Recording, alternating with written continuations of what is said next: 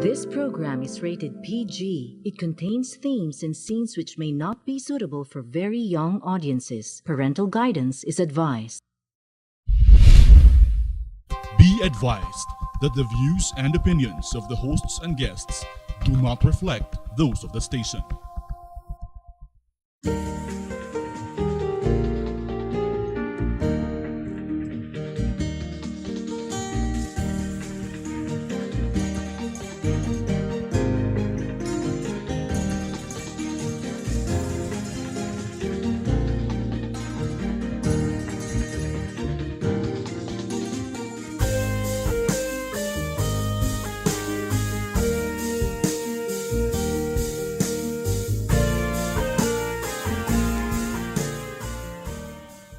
We're now on our third week of May. Ano bang mga issues natin? Of course, tapos na po dapat yung mga kontrobersya kay Sereno. When we have commented on that and reflected and analyzed, let us move on to the many other things that concern this nation. Ang isang nakakalimutan itong mga nakaraang mga araw ay itong Marawi.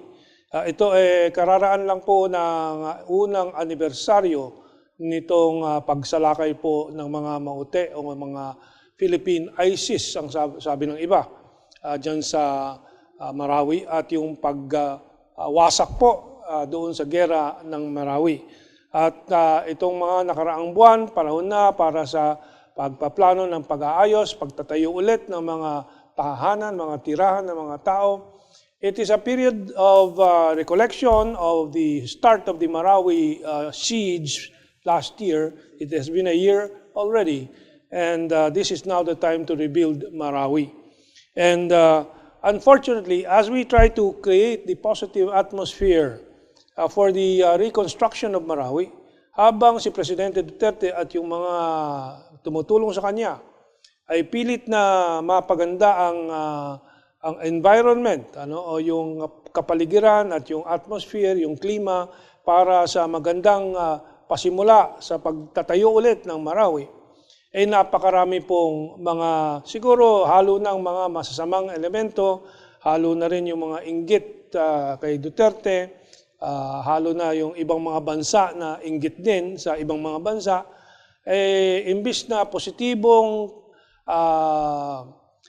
pakikipagtulungan, ay meron pang naninira dito sa effort, na halos sa abot ng mga 70 bilyong piso po sa pag-aayos ng Marawi. Halimbawa, sa Facebook, kaya ako naisip, I thought of discussing this issue because on Facebook, there are a lot of disinformation against the efforts of President Duterte, the task force he created to rebuild Marawi, and the main supporter for this rehabilitation, China. Dito po pinapalabas na ang China ang pinakamaliit, $2 million daw ang committed for the Marawi rehabilitation. This is a post by Martexon. Kinakalat po nila sa Facebook. Palalabasin nila ang US on $1 billion, yung Australia daw pala, United Nations, $3 billion daw.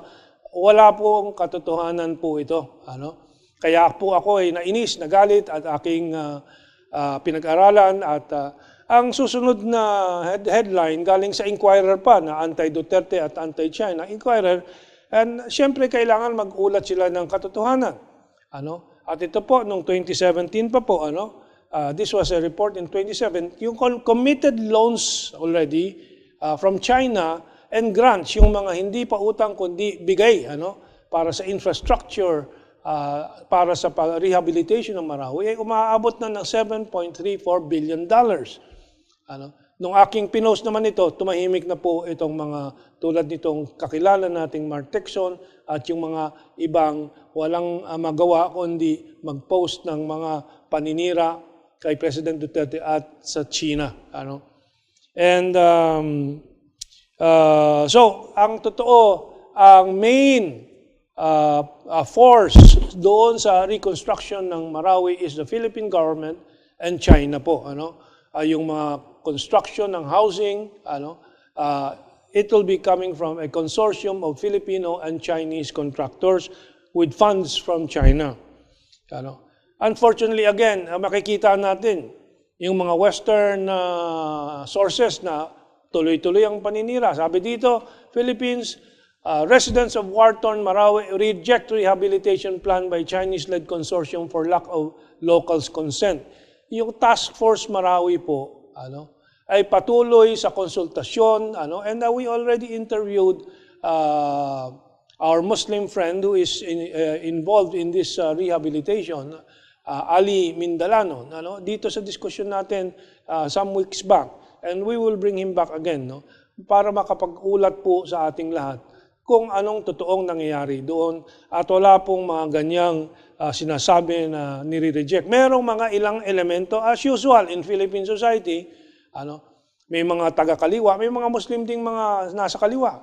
Merong mga sympathizers ng mga ute. Merong sympathizers ng ibang rebeldeng grupo doon. Palalakihin ng media na napakalaking representasyon sila, which is not true. China, with President Duterte, has been continuously injecting support tulad ng mga equipment donation, heavy equipment, grader, bulldozer, backhoe na equipment galing sa China, donated po dito sa rehabilitation. At kaya nagagalit din po yung ating task force Marawi, yung for the rehabilitation. At itong task force Marawi denied that it did not consult residents in Marawi City on the government's rehabilitation efforts. Si Purisima, one of the heads of the task force, statement came after the Ranao multi-sectoral movement claimed that the Task Force Bangon Marawi had not consulted them. The group also urged President Rodrigo Duterte to stop the establishment of an economic zone and a military camp inside Marawi City. Anong dahilan? At gusto nilang pigilan ang pagtatayo ng isang economic zone para magkaroon nga ng hanap buhay at guminhawa ang mga buhay ng mga taga-Marawi na ilang daang taon na, ilang henerasyon na, one of the poorest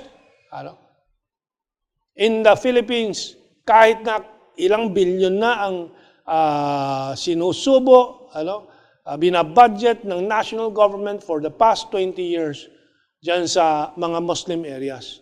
Walang nagagawa po dyan. At ngayon na pagkakataon na magtayo ng economic zone, ayaw nila. Anong dahilan? We must ask that.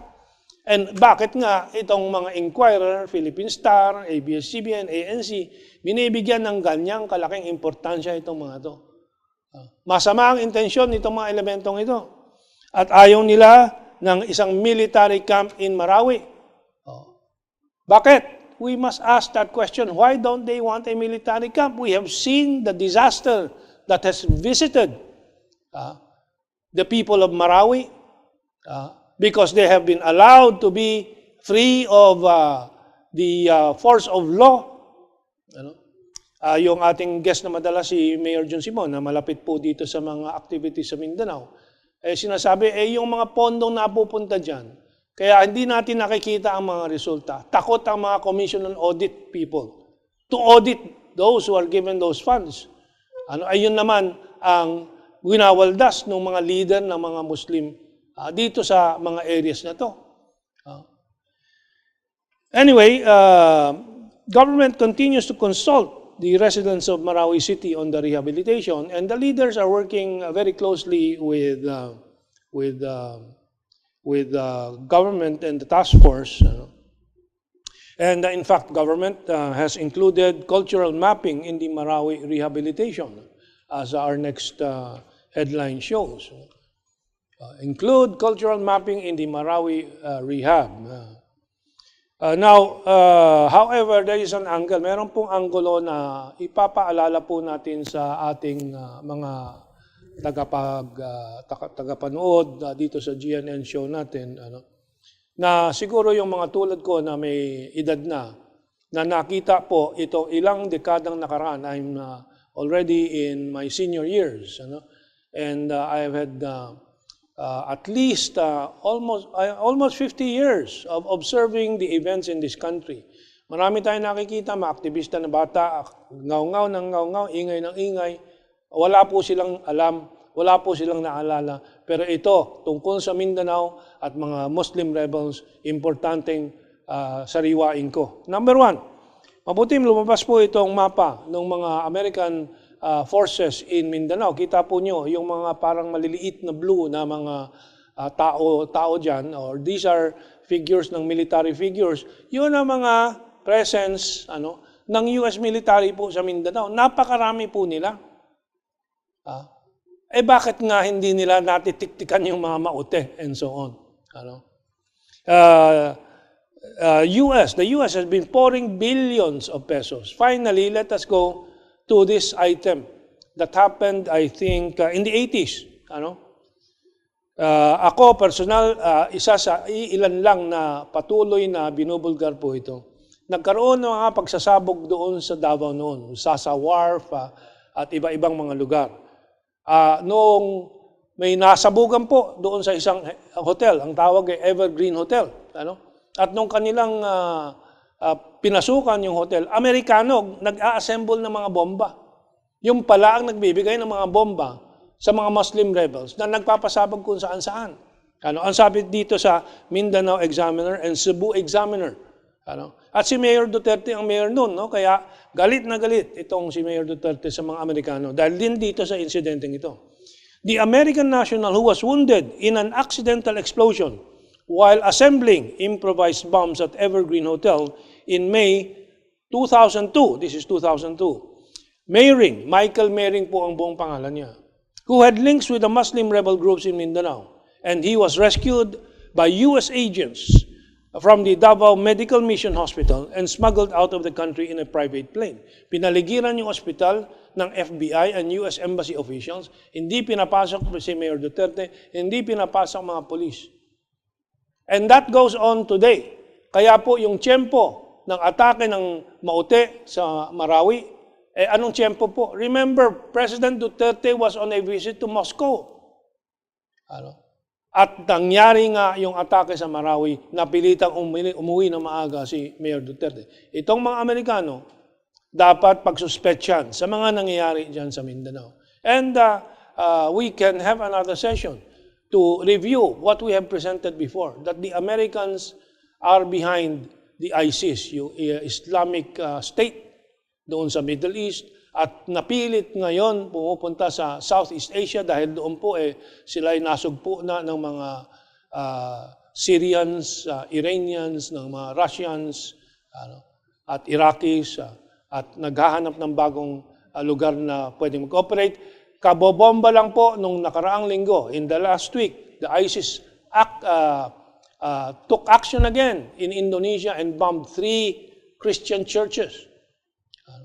So we must be on guard in Mindanao. In the meantime, let us keep tuned to the government's positive effort and express our positive thanks to the cooperation between President Duterte and the government of China in pushing this $7.5 billion rehabilitation of Marawi. Okay, our second part will still be about this Marawi rehabilitation. However, we'll look at the black propaganda against Duterte and China on these projects.